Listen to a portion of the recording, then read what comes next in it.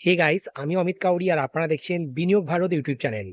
আজকের ভিডিওতে আমরা আলোচনা করব মার্কেটে একটা হিউজ ড্রডাউন চলছে। অনেক ইনভেস্টররাই কিন্তু অনেক প্যানিক সেলিং করছে। তারা কিন্তু অনেক ভয় পেয়ে গেছে।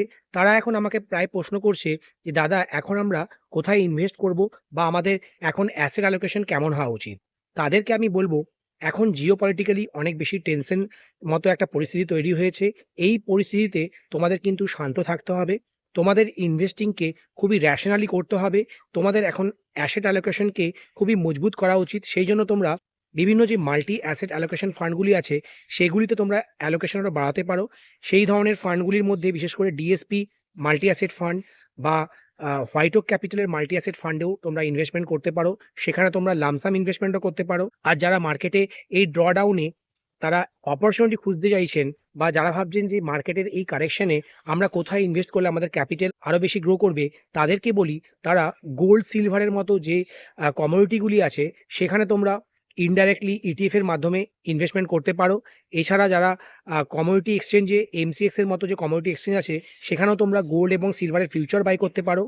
আর যারা ভাবছে যে আমরা মিউচুয়াল ফান্ডের রুটে ইনভেস্ট করব, সেক্ষেত্রে আমার ট্যাক্সে কিছুটা বেনিফিট পাবো, তাদেরকে বলি যে তোমরা গোল্ড এবং সিলভারের একটা যুক্তভাবে মিউচুয়াল ফান্ড আছে, গোল্ড এবং সিলভার ফান্ডেও তোমরা কিন্তু ইনভেস্ট করতে পারো। আর যারা ভাবছে যে আমরা ডাইরেক্ট মেটালে ইনভেস্ট করব না, তুমি কোনো স্টকের নাম বলো যেখানে আমরা ইনভেস্ট করলে এই সিলভারের র্যালি বা গোল্ডের র্যালিতে আমরা পার্টিসিপেট করতে পারবো, তাদেরকে বলবো বিশেষ করে যারা হিন্দুস্তান জিঙ্ক বা হিন্দুস্তান কপারে ইনভেস্ট করবে, তোমরা এই সিলভার এবং আদার যে বেস মেটালগুলি আছে তার মধ্যে কপার অ্যালুমিনিয়ামের মতো যে বেস মেটালগুলি আছে সেখানেও অনেক বেশি প্রাইসে অ্যাপ্রিসিয়েশন দেখছি। আর এই হিন্দুস্তান কপার হচ্ছে একমাত্র কোম্পানি যারা হচ্ছে কপার মাইনিং করে। আর হিন্দালকোর মতো শেয়ারও তোমরা ওয়াচ লিস্টে রাখতে পারো, সেখানেও কিন্তু কপারের অনেক বেশি মাইনিং এই হিন্দালকো করে থাকে। কপারের সাথে সাথে তোমরা অ্যালুমিনিয়ামেরও এক্সপোজার পেয়ে যাচ্ছ। আর হিন্দুস্তান জিঙ্ক যে জিঙ্ক এক্সট্র্যাক্ট করে, সেই জিঙ্ক থেকেই তারা কিন্তু সিলভারকেও এক্সট্র্যাক্ট করে। সিলভার হচ্ছে বাই প্রোডাক্ট জিঙ্ক এবং কপারের। সেই জন্য হিন্দুস্তান জিঙ্কের শেয়ার প্রাইস এত বেশি আমরা অ্যাপ্রিসিয়েশন দেখছি।